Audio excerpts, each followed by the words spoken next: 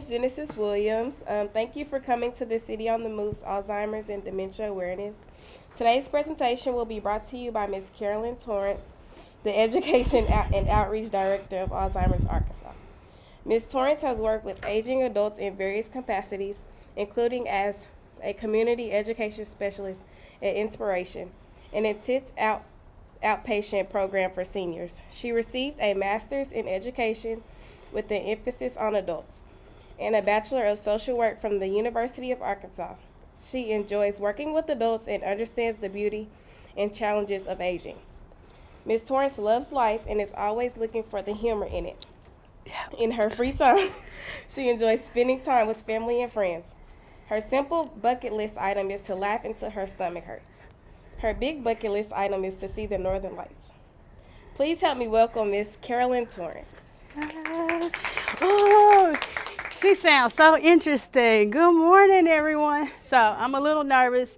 So I walk, and I like people to talk to me. So if you have anything you need to say or want to say, just talk to me and we'll get answers. So we have an hour, and the reality is like I could talk a long time. So I have a timekeeper, and I would rather for you to get your questions answered than me like talk and then you like, I had a question. So as she said, I am the Education and Outreach Director for Alzheimer's Arkansas.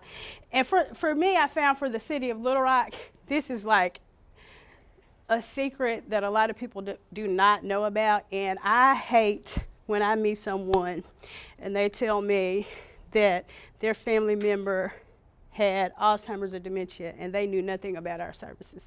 So I'm going to give you some awareness about dementia and Alzheimer's, and then I'm going to tell you about what we do as an organization. So look, I'm going to have to kind of get used to this. So today, because I do education, we have some objectives. We're going to talk about Alzheimer's and dementia, and basically what's the difference. We're going to understand some signs and symptoms, and then we're going to learn some communication techniques or some ways to interact with someone with a dementia, namely Alzheimer's. So, let me see, did it do it? Maybe I hit the wrong button. Doesn't that make sense? How do I get it off? Okay. So, here are some Alzheimer's facts. So, about every 66 seconds, someone is diagnosed with a dementia. So in the course of this presentation, about 60 people will. About 5 million people have it right now. In the next 50 years, we're going to triple. So we're going to go about 2050 from 5 now to about 16 million.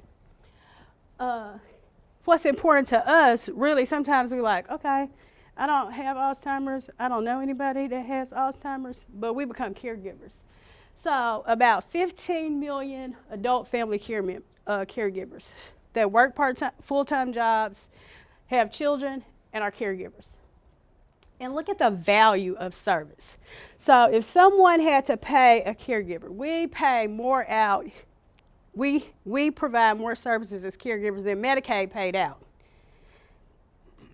That's a lot, and we hear how much Medicaid paid out. And if we compared it to the sales of Walmart in 2017, we had just the same amount. So their sales and the unpaid caregiver kind of balance, which is really interesting. So I'm going to bring it home kind of to Arkansas. So the odds of you being a caregiver or knowing somebody, 5 to 1 that you know somebody. It's the 6th leading disease. Some research says 4 of the top 10 things that kill us.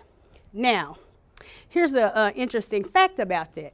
It's the only one of the top 10 that has no prevention, cure, or treatment. So everything else, maybe diabetes, cancers, they have treatment, cures, or prevention. Alzheimer's does not. It is, in Arkansas in 2017, the cost of caring for an AD patient, Alzheimer's disease patient, was $2,531. So that's what it's costing us. And more than 176,000 in Arkansas provide 200 million hours of unpaid care. So most of us probably know somebody that is probably providing some kind of unpaid services to someone. And the reality is, when I talk to caregivers, a lot of us don't know we're caregivers. So first is like identifying that I am a caregiver and what makes us a caregiver, so we can look for services and know, because most of us, we see it as a duty. If I'm married to someone, there's a duty, and there is, for rich or poor, sickness, health, but we are still just stepping into a caregiver role. May it be our parents. We love our parents. They took care of us, but we start taking on the caregiver role. So, let me see, did I skip something? Okay. So, the first thing we're going to do, and we kind of talked about it, is who knows the difference between Alzheimer's and dementia? Anybody? I thought our cameraman knew the difference. He raised his hand. Okay, so you meet a lot of people and you say, oh, my loved one has dementia. They don't have Alzheimer's, they have dementia. Or they have Alzheimer's and they didn't say dementia. So I'm going to give you this quick way to understand Alzheimer's and dementia. So Alzheimer's is a dementia, okay? So it's the most common form of dementia. So if a person has Alzheimer's, they do have dementia. If you have dementia, you may not have Alzheimer's, but most likely you do have Alzheimer's. There's only really one sure way to know if you have Alzheimer's, and it's at death and an autopsy. So really, the doctors have gotten better in recognizing symptoms to say you have an Alzheimer's diagnosis, but the only sure way is at death. So a lot of doctors and clinical people do not like giving the Alzheimer's diagnosis unless they know. And sometimes we as patients or patients' family members, we can't handle the Alzheimer's diagnosis because we know where it's leading.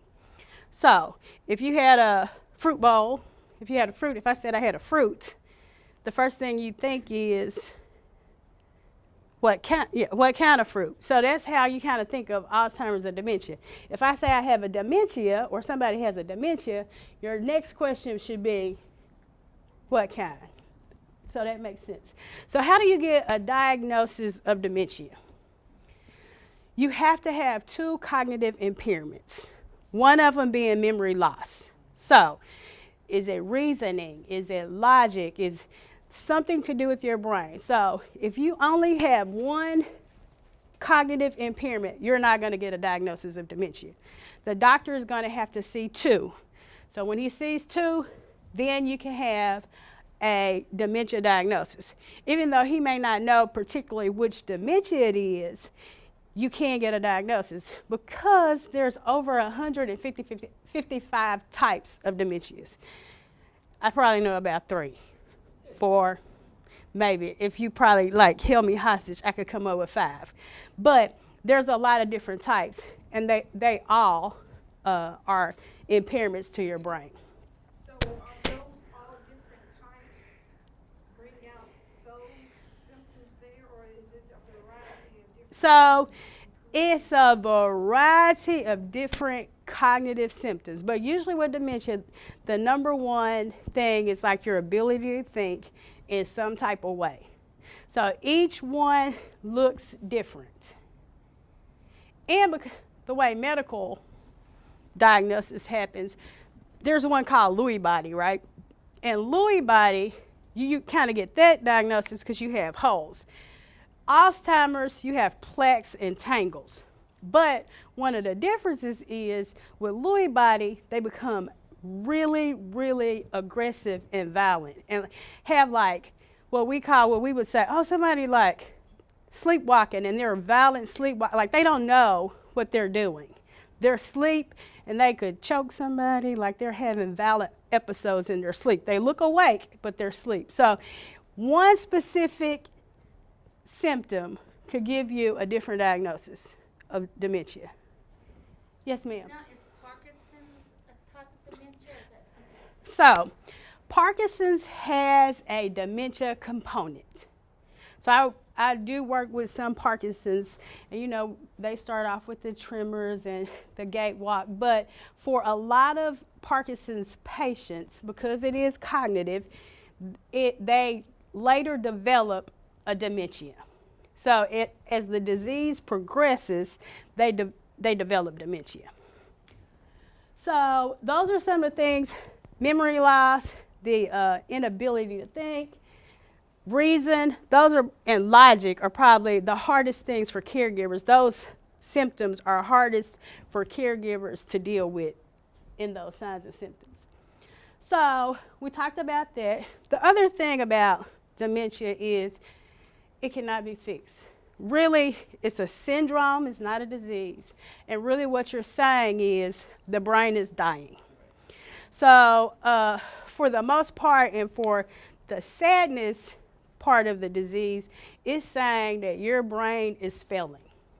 What does your brain control? Everything. So what is actually happening? Everything about you is changing. So when you see one Alzheimer's, one dementia patient, everything, they're different. So somebody may have nerve issues, like it may be hard for them to take a shower because their nerves are on edge and very hypersensitive. So taking a shower, where we think about taking a shower, you know, we like it as a massage, but for that person, it hurts. It feels like pins, but they don't have the ability to communicate that. So every time they get ready to take a shower, it's hard for you to make sure they take a shower because it hurts, but they can't say it hurt. That's where you lose the ability to go to the restroom. Your feet hurt. I mean, your vision is affected. So some people may see things that aren't there, hallucinations, hear things that aren't there, because your brain controls everything. Depending on the patient, you're going to get different signs and symptoms, if that makes sense. And your senses. So one thing that I hear a lot of is eating. So smell goes first. So like if your smell is gone, we are not really interested in eating, because smell is connected to how our food tastes, but our taste buds are also leaving. And a lot of Alzheimer's patients, they only like sweets. Now, we think they only like sweets because it tastes good, or they only want sweets. The reality is our bitter taste buds last the longest. So anything we taste, the bitter is going to be enhanced because all we have is bitter. So they eat sweets to counterproduct the bitterness, so all they want is sweets, which becomes an issue if you have other diseases like diabetes and have other health issues.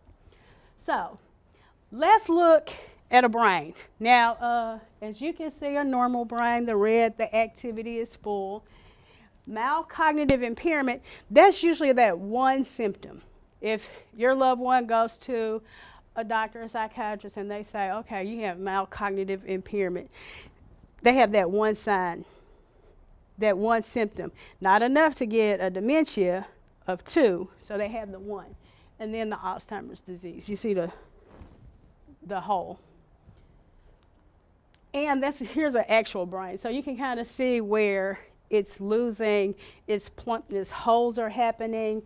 It's kind of like a grape. You leave it on the counter and it's plump. And as it dries to a raisin, it gets smaller. And once that starts to happen, there's nothing you can do about it. So the hard thing about our brain, and the amazing thing about our brains and caregivers, is when people have a diagnosis, so we have good days, bad days, but today's the best day I'm going to have, there are moments of lucidness, like they may know who you are today, or something happens, and we start to believe that they're getting better. But that's not true. It's just like, the brain and the fire, and today it just happened, it's firing okay. So it's not the point that they're getting better, it's just maybe their brain is having some better connections today. So we've talked about that it is the most common type, and usually depending on the research, it's like 65 to 75% of all dementias are Alzheimer's. These are the hardest things that I see Short-term memory is affected. So I will talk to a loved one and they will say, you know what? I don't think my mom has Alzheimer's. She tells me about what happened like 10 years ago. Her memory is so good. She could tell me about her childhood, but it's her short-term memory that's gone, not the long-term. And something amazing about the long-term memory is that the memories are so vivid. It's like it's happening today. Like if you ask me what happened yesterday, I can't tell you like what color somebody dress they had on and what, but they can almost detail to detail because the brain is living in that memory and it's fresh, although it's old, if that makes sense. So a lot of people start to think, well, they can remember what happened 20 years ago, but ask them what they had for breakfast or dinner, and then you'll get a different answer, right? So understanding that it's the short-term memory, the inability to make new memories as well. So sometimes there's lucid moments, and you may ask, what just happened a few minutes ago? And maybe sometimes they may, depending on what they remember, but wait until later in the day and say, what happened this morning? It's not there anymore. So like my Alzheimer's demonstration of, go ahead. I have a question. So, what if it, like something like is affecting your long-term memory? Like, does that have something to do with It could be a dementia, but it kind of depends on. a long time ago? Yeah, so if you can remember a long time ago, so I'm going to give you put this clicker down. So here's our memories, right? So memories start, although we probably can't remember when we're young. I think I have like this 3-year-old memory. I can remember it, if it's true, like a 3-year-old. So here's our early memories, and here's our memories now. So what Alzheimer's is actually doing is slowly erasing, right? Going backwards. So I could be living, it could be 2019, and I could be living in 1976, right? So when you're trying to make me understand today, I can't because I'm living in 1976. So for us that know, 1976 and 2019 looks nothing alike, right? So if you woke up this morning, and even with your brain and you're being cognitive, and it looked like 1976, like you scared as heck, because 2019 and 1976 looks nothing alike, right? So we have to remember when we have an Alzheimer's and dementia patient, they are lost and afraid and scared because the world no longer makes sense. Think about it. Even in 1980, did we have a cell phone? So when you're walking around with that thing talking, they're not going to say, I don't understand. They're just going to be lost in the world and like not even understanding you're kind of probably looking like Star Trek to them. So lost in this world. So reasoning is another one. We love to reason with people with Alzheimer's, and it doesn't make sense, right? So if I could just get you to do this, or if this, the logic, if you eat that ice cream tonight, your blood sugar is going to go up. They don't care anything about, like they want the ice cream. Right. So we're wasting our time, and we're becoming the ones frustrated because we're trying to reason and logic with an Alzheimer's or dementia patient. So those are really the top 3 that I hear a lot with caregivers that frustrate them the most. They won't take their medication. They don't care. That's the really, like medication means nothing to them, okay? So here's some signs of Alzheimer's disease. Problems with doing familiar things. Now, I talked to a caregiver once, and I think most of us can relate. His wife probably made 1 million sandwiches in her life. One day, he put the stuff out to make a sandwich. She had no idea on how to make a sandwich. Like, do you put it on the bread? It was not familiar to her anymore. So we lose the ability to do familiar things. And it may be something that I knew how to do all my life, but I don't have the logic to do it anymore. But on the other hand, and this is why Alzheimer's and dementia is so hard to understand, I met a woman and her husband used to fix clocks when he was in his 20s. Now, he had forgotten how to do so many other things, but one day she came in and he was tinkering with that clock. So she's confused, right?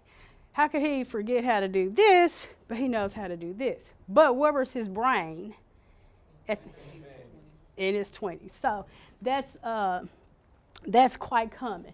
Forgetting common words or uses the wrong words, I do that. But we know, because, we do that, but it becomes when it's almost like the common words, right? The common phrases. There's a thing called normal aging. I'm going to give you a few of those things in this, but some of those things that they've just become more and more common. A change in the mood and personality. Now, that's a big one that I hear because I know something's wrong with me, right? I may not can identify. I'm frustrated, and usually I'm so happy and I get along with you, but now everything is frustrating me. I know something is wrong with me, but I can't put it into words. And what happens? My personality changes. My mood changes. Yes, ma'am. That's what I was going to ask about. I guess and that's where it falls in mood change. So if they know something going on or they recognize that they've forgotten or forgetting things, then they get argumentative. So she said, when they recognize that they forget or become argumentative, they're forgetting things and their personality change. So here's the reality of all of us, right? If I know something, you can't tell me I don't know it, right? So if I know that the sky is purple and you come tell me the sky is blue and you're trying to change my mind, what's going to happen?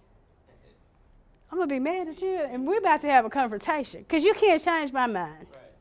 You're better off changing your mind. Because you will never win an argument with an Alzheimer's or dementia patient. So I've done plenty of these talks, and the first thing I'll say to caregivers, and I'm like, has anyone ever, raise your hand if you've won an argument? I still haven't gotten somebody to raise their hand yet, because you're not going to win. Right. So it comes to if it's a safety concern for you or the person. Everything else is out the door. So you have to learn to lie and therapeutically lie, or therapeutic lies, or you just kind of, if it's not important, you just go with them. Live in their reality, because their reality is real. They lose interest in doing things. I get called every day because they don't want to do the things they want to do anymore. And in reality, they probably cannot. And so they're not going to do it because they can't do it. Or if you know something's wrong with you, you're thinking about what's wrong with you, and you don't want to take you don't want to do the things you usually do. You like trying to figure out what's wrong with you. So apathy is part of the disease. Lack judgment and problem solving skills. Can't solve a problem. No judgment. Everything seems okay. It's like impulses.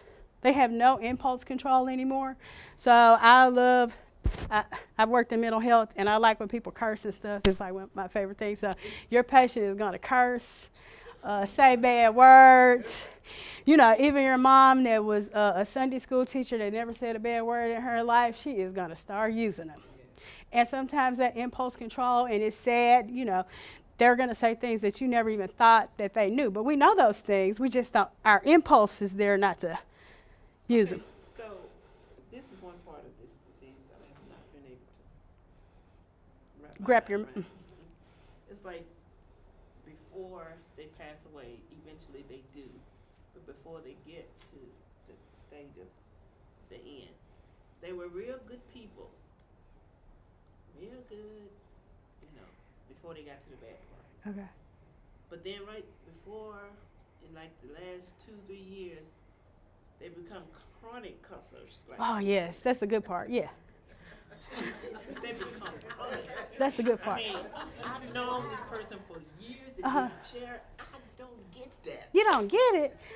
So, we're going backwards in our lives. And you didn't know them when they said bad stuff anyway. You know that. You just see them like I became a good person like through years and years of trying to change myself because and you know how we say we good people. Good people do not mean we don't have bad thoughts. Right, that's true. Right? Because I have them a lot. But I'm a good person. Right? So, but I do have bad thoughts. And I do use bad words, some good ones too, if you catch me on the right day. So, and if you think about toddlers, right? Let's think about toddlers, because I've had some kids. Now, we as parents, we try not to use certain words around our kids and stuff. But what do they say? Like, you driving down the street, because here's my son. I'm driving down the street. We're having a good conversation, minding our own business. And these words come out of his mouth like, I don't think a grown man should say. And what do I say?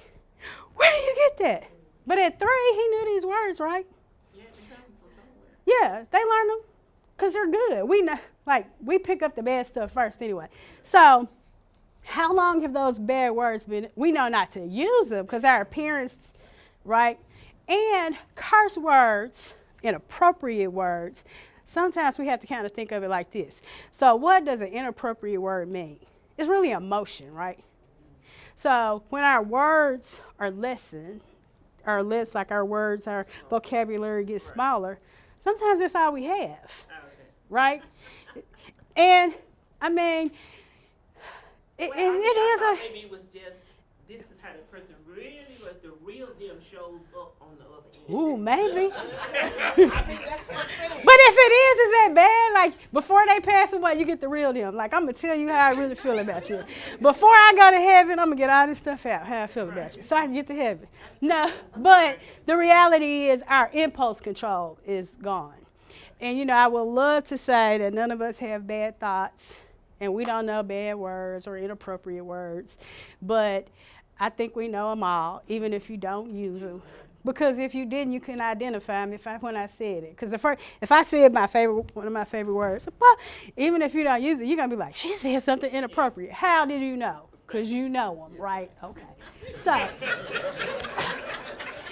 the next thing is I have a problem doing multiple tasks. So usually, and I have a 14-year-old, and I kind of say this, what do we do in the morning?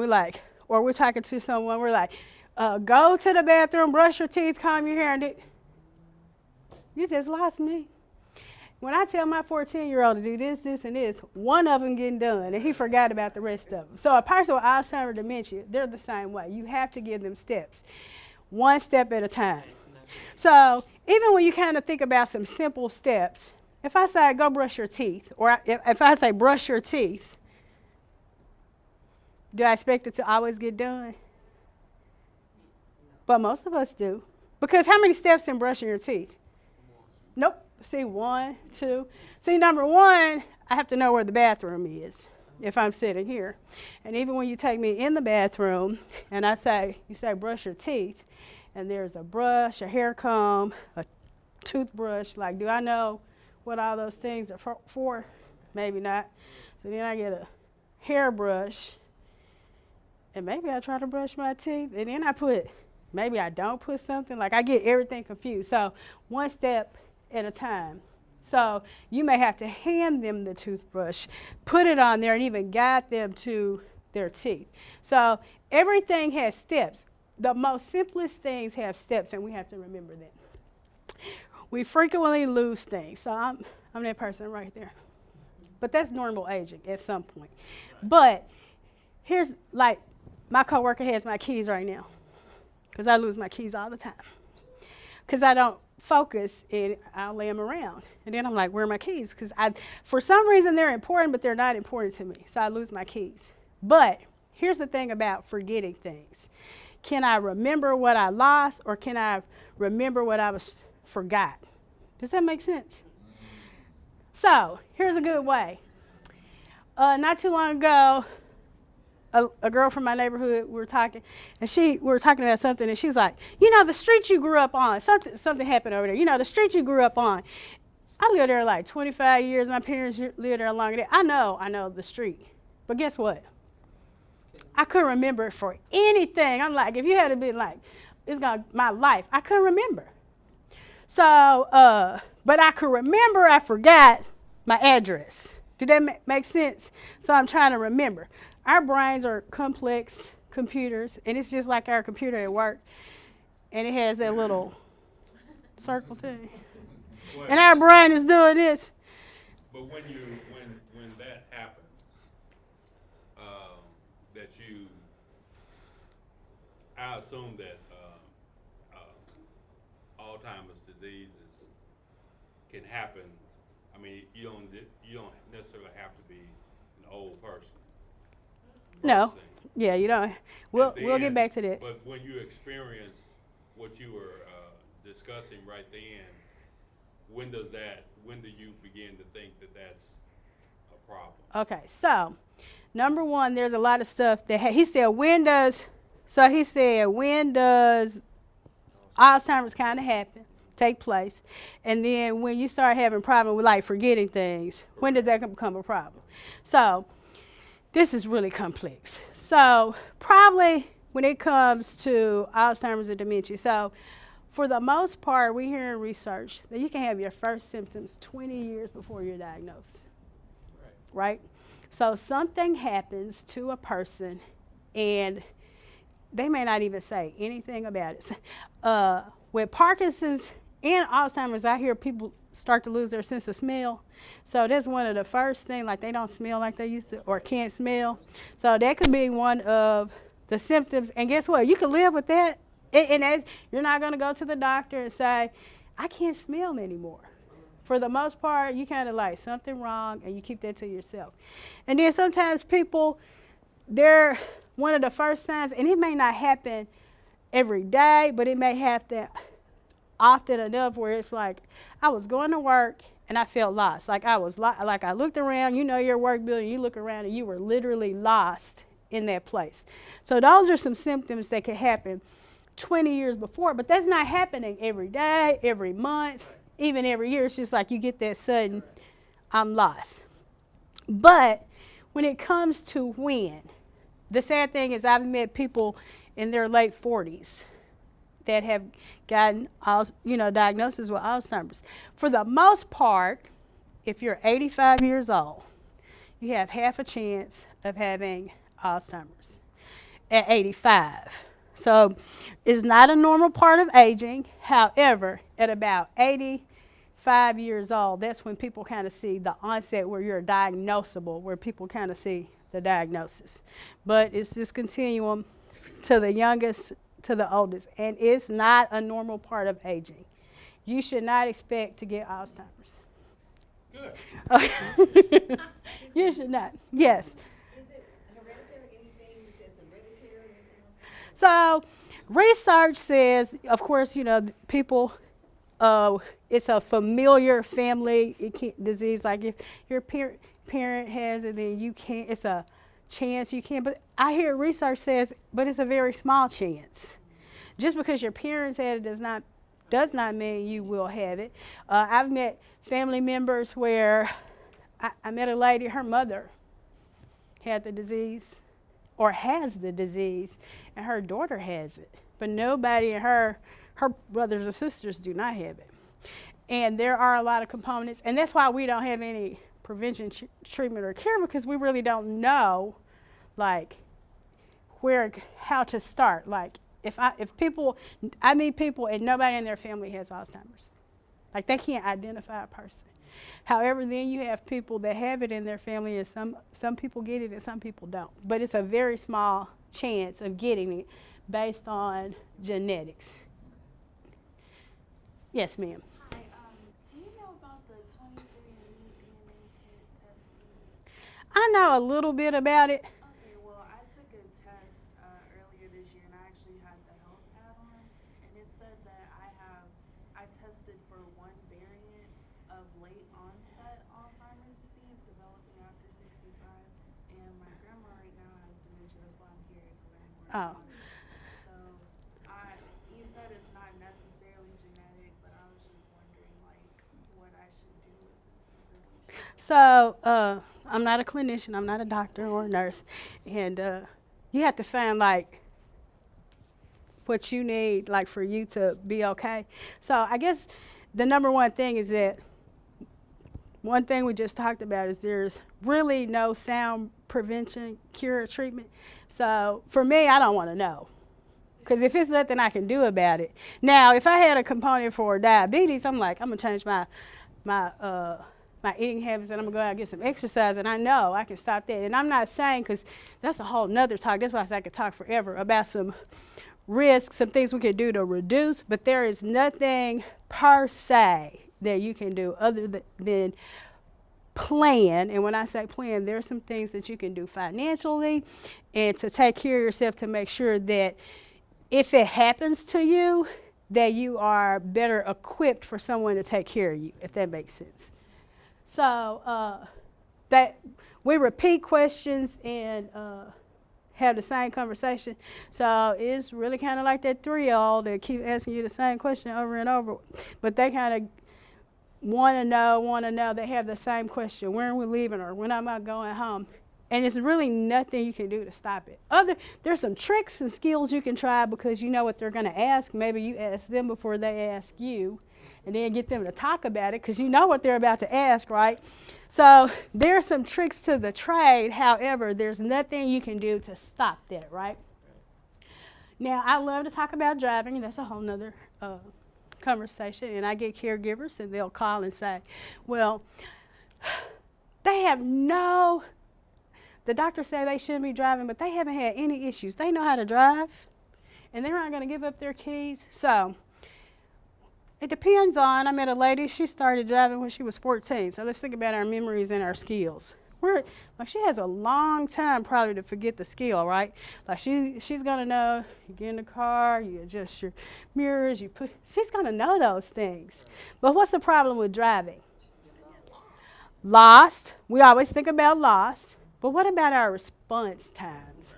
Like when I'm out there driving, if I don't know how to respond to what's happening, that becomes the danger.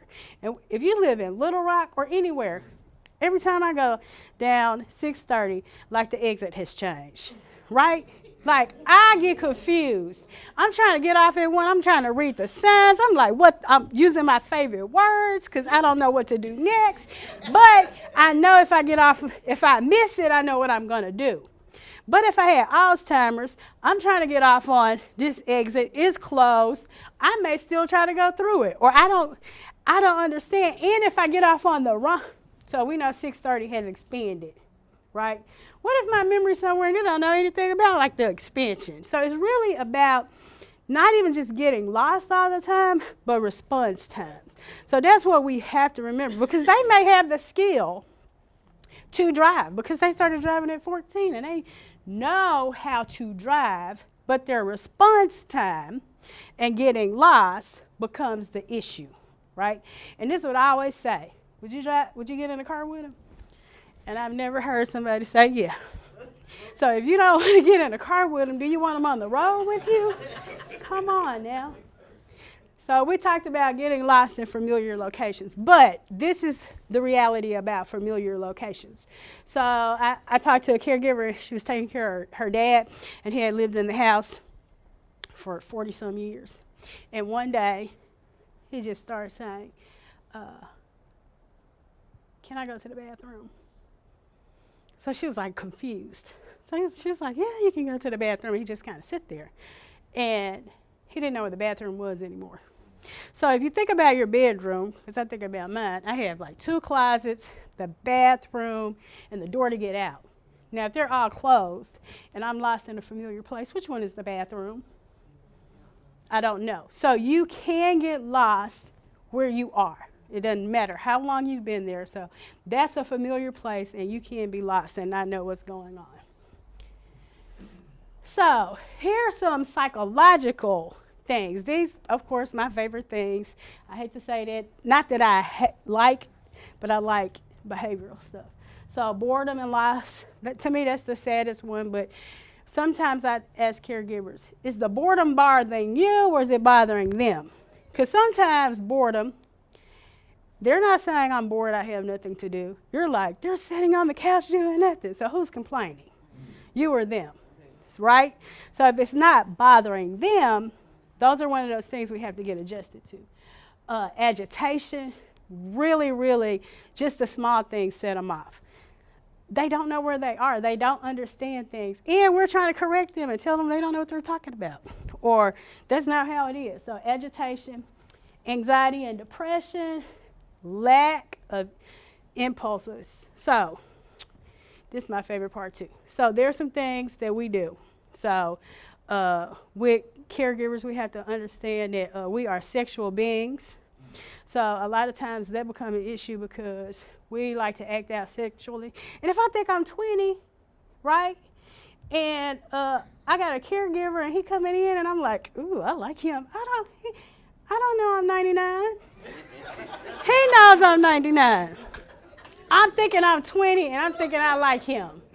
And if he get like too close on me and he start calling me honey and sweetheart and stuff, I'm like, he liking me too, right? So you have to understand, like, we are sexual beings and we all have like a desire for sex and intimacy. It doesn't go anywhere. And so my brain go back, it probably get worse. So, you know, that's another thing people don't like to hear about their parents. And even spouses sometimes is like, we haven't slept in the bed, and now he's trying to have relations with her. And she like, we haven't had relations and now he's trying to do all this. So now she's stressed out. So we have to know that we're sexual beings, right? And that goes back to, I'm going to say, so if I'm in a store and I'm like, oh, look at that so-and-so woman, or this, it's coming out. So you might as well get ready to learn how to deal with the embarrassment. And they're going to say whatever you think that they're not going to say. So you take them to the store or they have a caregiver, they're going to say the things you wish they would not say. It also works just the opposite as well. Because I have a brother that takes care of that has this condition. Mm-hmm. And he is 5 years younger than I am. Yet he says sometimes he goes through this mood that he's 80 years old. I said, now how can you be that when you know? And So here you go trying to logic and reason with it. Look at you. But you learned today not to what? I don't work Yeah. with him.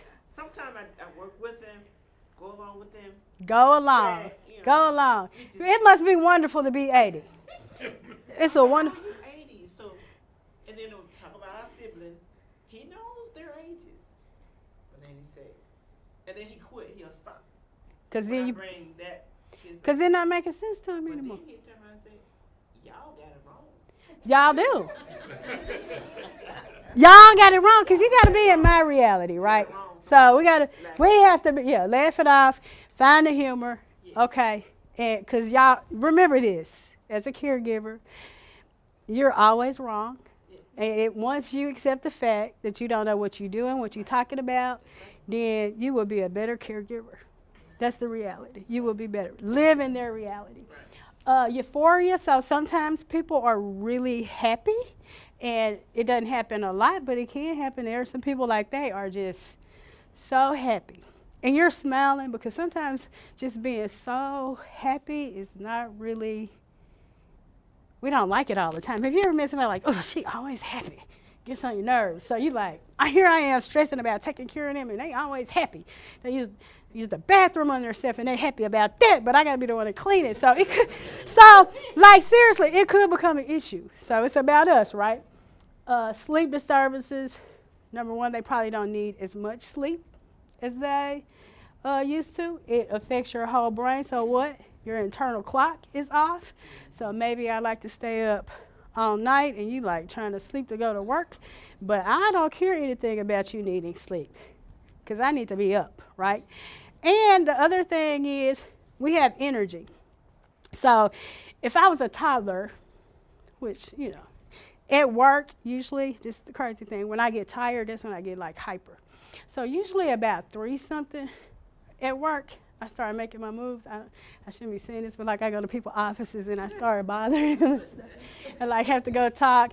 And then I just have like that energy. So like about 3 or 4, I just get more. I'm tired, but I have more energy. So if I haven't used all my energy up in the day, then I just kind of play it out. I'm tired. I'm like a little kid. I want to run around. So people with Alzheimer's can do the same thing. If they don't have a purpose, if they're not exercising, moving. By the time the afternoon comes and some sundowning, I got all this energy. You've been at work all day, and now you want to lay down and get some rest. And I'm like, I haven't did anything all day, and you think you're going to lay down? I'm ready to go now. I'm ready to go. So we have to know our people. Psychosis, which delusions and hallucinations, our eyes, the way we see change, what we hear change. Now, here's the thing about Alzheimer's patients that we love to do. If I say something to you and you don't understand, I'm like, that's a nice blue shirt. And you say, what? Say what? That's a nice blue shirt. Say what again? That's a nice blue. You can hear, you just don't understand what I'm saying, right? And when you think not understanding, man, we're supposed to get louder. Usually what we need to do is slow down, okay? So that's another tip. But that's what we usually do. We think because people have Alzheimer's or dementia, it's not, I can't hear, it's a processing. Okay, it's about us processing, not getting louder. And we wander and fidget and pace. So you walk around in the same place and wonder, trying to get away. So we're going to take it to the communication. So for me, this works with a lot of people. We use it with Alzheimer's and dementia, but the reality is it'll work with me, and I'm supposed to be normal, right? So if I come to your workplace and I'm fidgety and I'm excited, it really works with, me, quote, normal people. So talk slow. Because when you talk slow, it gives me the ability to process. Even if I came in and I'm normal and I'm angry, if you talking fast and I'm angry, I'm just hearing certain key words. Take it slow. Take it slow. Use simple questions or simple statements. Don't give me, I hate commas anyway, so don't give me don't give me this. I know I can't see the comma when you talk, so just give me something simple. And then let me work on it it's kind of like the cake. I might have a whole cake, but just give me one slice at a time, okay? So simple questions. Limit reality checks, you were talking about. Their reality and your reality is not the same. So don't try to bring them back, make them understand. Really, when he tell you he 80, you go along with it. What's wrong with being 80? I can't think of anything wrong. You can say, well, you sure look good for 80, don't you? Yeah, right. So limit reality checks. Is there some point where you agree with them in their conversations and not agree with them? Because Okay. sometimes I think it can be detrimental to agree with them. So this is two things I always say, and I said it before. She said, is it detrimental to agree with them sometimes? Yes. So here it go. If it's a safety concern for you or the person, and I do mean safety, right? So if it's a safety thing that they want, they haven't driven in years and they want to drive, you going to hand them the keys? No. Because I want to go. You can't let them go. So you have to find a way. And the one thing about Alzheimer's and dementia, I like to say this. You get a reset button on Alzheimer's. Now, this does not mean it's going to work all the time, but you can distract and reroute their thoughts, right? And even if they say, I want to go home, and you're like, we going home at 4 o'clock? If they don't have a watch, they probably don't even understand what 4 o'clock, and you just keep saying, we going home on Thursday. They don't know what today is. So you use that to help lighten or lessen the interaction. But I say only when it's a safety concern for you or them. Everything else, is it really important after that? Not really. If it's not safety, it's not important really. It's just a matter of being right or wrong. And then you just have to learn what's right and wrong. Right and wrong does not matter. Safety does. Now, my brother was a truck driver for 20-something years. Mm-hmm. Every once in a while, he'd get up and he'd say he's getting ready to go to work. He hasn't driven since 2009. Okay? Mm-hmm. So, I said, where you going? Trying to get out of here. Got to go to work. Okay, how you going? He don't know yet. So I call you brother. So I mean, it's absolutely true. My dad did. He worked. He was a workaholic, so he would get up, he get ready to go to work, and I'm like, "Do you work on Saturday?" If he never worked, do you work on Sunday? Oh, it's today Sunday? Yeah, if it might be Wednesday, but he don't know what day it is. You got the wrong day. You have to do something. Something. And I would talk to him, about this, that, or anything. In the next 5 minutes, he probably done forgot all about it. See, it's a reset. You can reset anything you want, and he back. But you have. I give you permission, because I know we from the South and we go to Sunday school and church and we're not supposed to lie. But I know you done lied before. And it wasn't even in the sake of for the good. So we're going to lie for the good. We'll call it that. I'm sure you'll be forgiven, repent, I don't know. But for the most part, just meet them where they are. Because as soon as you say, you haven't driven in 20 years, you don't. You like, you wrong. I was driving yesterday. And he was. In his brain. Yeah. So you can say, that truck will be here. They working on that truck. Like every time you get to be creative and use your creativity. Distracted. Yes, ma'am.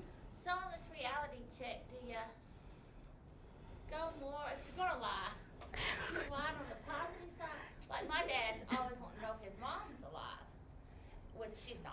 Yeah, okay. And so he'll ask, and if you say no, tell the truth, no, she passed away whenever. It's like telling him the first time. He's really sad. So you feel horrible, telling him that every day. So you got to tell him the But if truth to you make tell it him, feel. she's still living wherever, blah, blah, blah, then he wants to go there. Right.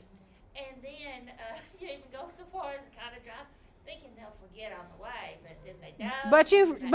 So you put him on. Okay, so she was like in the reality of limiting reality checks and be careful how you go along with it. So just take thought, right? So maybe you're not gonna say that his mom passed away because it's like the first time he heard it. Okay, it's like putting him through the trauma and stress and the grief because it's the first time he heard that his mother has passed away. Now, this is where you know your research. And did his mother work? No. So did his mother go to church or the grocery store? Or probably the church or something, or some meeting or something. You can say, she'll be back when she come back from Sunday school. And he may be waiting for her, but then you put him on a road. He's not like Alzheimer's and dementia does not mean that I have lost my intelligence. And sometimes we kind of think that. So my memory may be gone, my reasoning, but I'm still intelligent. And if you tell me something and I get focused on it, I know I'm going to say, I'm like that 3-year-old. I'm going to see my mother, right? You're trying to drive him where it's not going to happen anyway, right? And you put him on that track, right, to keep remembering. Who wouldn't love to see their mother when you haven't seen her, right? So if you can just say, she'll be home shortly, and then distract him to do something else, if that makes sense. Because he's going to miss his mother. But say she's on her, and you can even say, she told me to tell you such and such, and just do these things. Well, I think my problem is he's not that, he still has some reason. Lucid members, yeah. And so, when you tell him the truth, it's going, but if you don't tell him the truth, he doesn't let go of it. Because there is an OCD compulsion part of Alzheimer's that some people get. So, you knowing you have to be careful what and how you distract. Right. So it's okay to say she'll be home later. She should be here later. Then try to distract him with something else. Rather than putting him on a road to go see her because he's going to be looking for her. Yeah, and then stop by the ice cream place and say, let's get something to eat before we go and kind of distract the whole thing.